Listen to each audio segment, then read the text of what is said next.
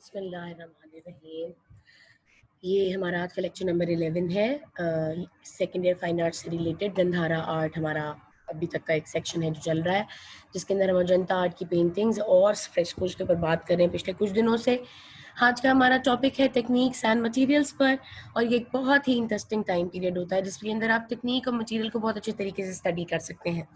जैसा कि हम जानते हैं, Ajanta art is the art of frescoes. Ajanta art of painting है, केव पेंटिंग से रिलेटेड है, जिसके अंदर आपको केव्स को पेंट करना, उनकी ड्राइंग्स और उनके अंदर का तमाम थीम जो कि हम पहले पढ़ चुके हैं पिछले लेक्चर में हमारे, जिसके अंदर के सब्जेक्ट मैटर क्या था, थीम्स क्या थे, किस टाइप के टॉपिक्स के ऊपर बात की गई थी, जातका कहानियाँ क्या थी, 115 या 120 जातका कहानियों के ऊपर किस तरह बात की गई, उनके अंदर क्या क्या चेंजेस डेवलप हुए, ये भी एक फर्दर आगे का हमारा स्टेप होगा।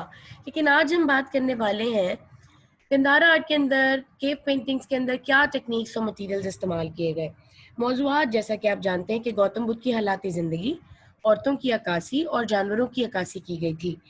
टेक्निक और मटेरियल में फ्रेस्को पेंटिंग का इस्तेमाल किया गया। सबसे इम्पॉर्टेंट बात, आपकी स्क्रीन पर इस वक्त सामने आपको द केव डेव्स अजंता नज़र आ रही हैं, जो कि हॉर्स शू फॉर्म की केव्स हैं, जो कि अजंता की केव्स आपको दिखाई दे रही हैं आपके सामने स्क्रीन पर, और व्यू करने के लिए लोगों का एक पूरा गिरोह आपको नज़र आ रहा है। इसी तरह केव ऑफ अजंता ये नॉर्थ वेस्ट इंडिया के अंदर 200 मील दूर मुंबई के स्ट्रीट से थोड़ा नज़दीक जाकर कह सकते हैं कि मैग्निफिसेंट आर्ट पीस एक अजंता केव्स अवेलेबल है। ये केव्स कट की गई थी मिलियन माउंटेन्स के अंदर हॉर्स शू फॉर्म में, जो कि वंगोरा रिवर के करीब है। इसके अंदर आपको इंडियन यूनिक आर्टिस्टिक ट्रेडिशन नज़र आएगा, क्योंकि इंडियन आर्ट का इन्फ्लुएंस इस पर बहुत हद तक नज़र आता है। ये वो टाइम पीरियड है जब गुप्ता टाइम पीरियड स्टार्ट हो चुका था, और आर्ट ऑफ स्कल्पचर के बाद आर्ट ऑफ पेंटिंग भी साथ के साथ शुरू हो चुका था, और ये रॉक कट टेम्पल्स डेवलप किए गए हैं। अजंता कंसिस्ट करता है 30 केव्स पर, जो डेडिकेट की गई है लाइफ ऑफ बुद्धा पर। ईच केव के अंदर आपको स्कल्पचर्स नजर आएंगे, आपको वॉल ब्यूटर्स नजर आएंगे, आपको सीलिंग पेंटिंग्स नजर आएंगी। और ये साइट बेसिकली कोलैप्स हो गई थी, लेकिन उसके साथ साथ इसके एंशिएंट इंडिया के रिमेन्स जो इसके अंदर अवेलेबल हैं, जिनके अंदर इंडियन आर्ट का बहुत सारा इन्फ्लुएंस हमें नजर आता है, ये अपनी मिसाल आप है। दो तरह की टर्म्स आपके सामने आई थी जी, चैत्याज और विहाराज, यानी मोनास्ट्रीज एंड द सैंक्चुअरीज।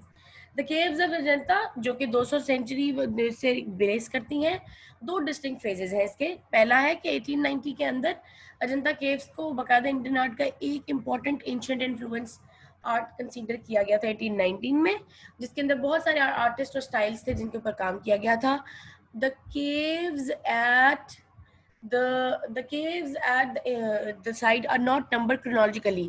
हम ये नहीं कह सकते केव नंबर 1 के बाद केव नंबर 2 आ जाएगी। आपको केव नंबर 1 के बाद नॉर्थ साइड हॉर्स शू में आपको कोई भी और केव मिल सकती है।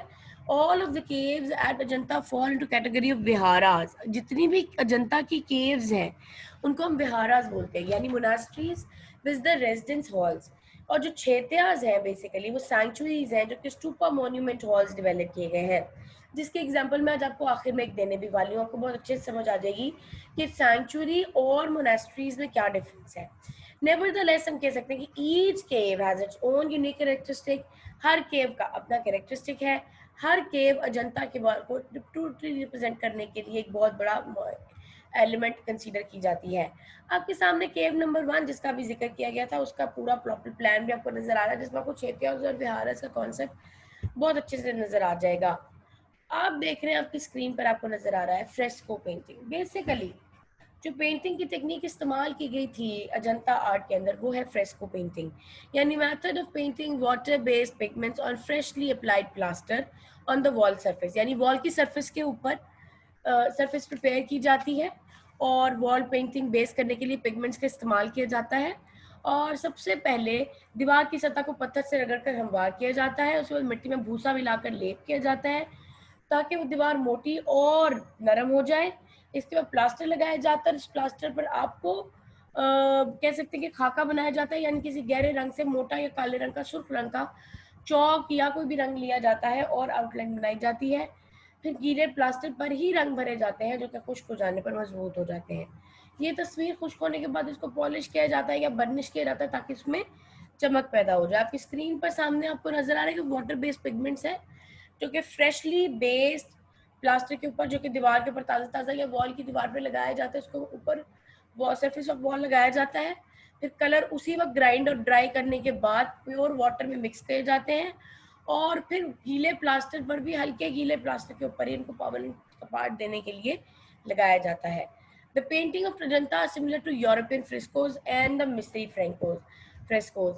The primary difference is that the layer of the plaster is dry when it was painted.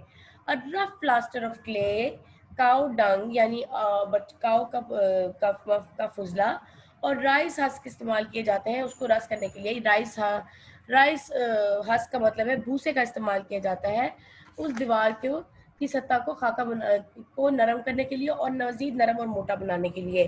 फिर रफ प्लास्टर क्ले के साथ मिक्स करके लगाया जाता है। फिर इसी तरह then coated with the lime paste यानी प्लास्टर का कोट किया जाता है जो स्मूथ वर्किंग सरफेस के ऊपर, ताकि गहरे रंग से डार्क आउटलाइन के साथ आपको पैलेट के कलर्स लगाए जाते हैं।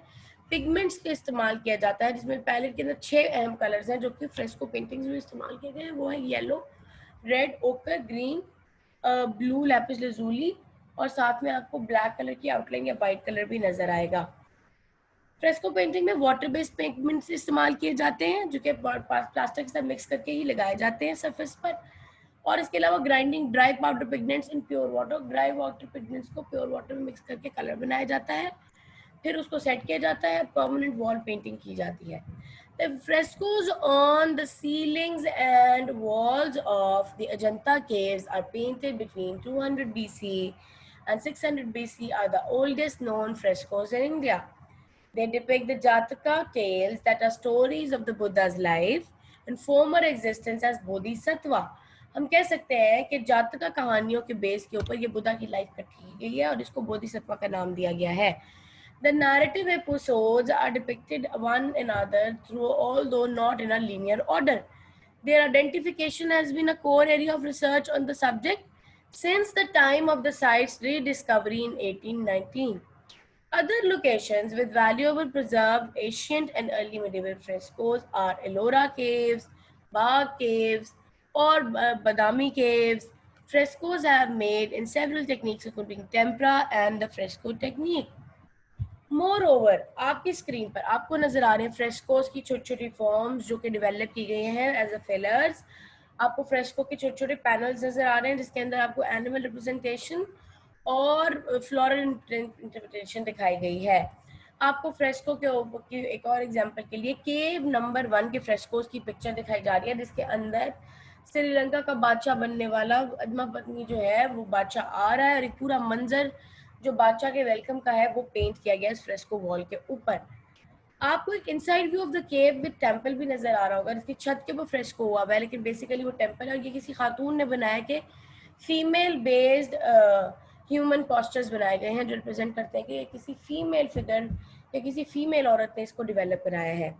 आज के लिए हमने डेकोरेटिव टेक्निक और मटीरियल पे बात की, हम फर्दर आगे इसकी खसूसियात पर बात करने वाले हैं और हम आपको बहुत अच्छे तरीके से बताने वाले हैं कि कौन कौन सी नुमाया खसूसियात है अजंता आर्ट के अंदर जो डेवलप की गई हैं। आज के लिए बस इतना ही। Thank you so much. Allah ने के बाद।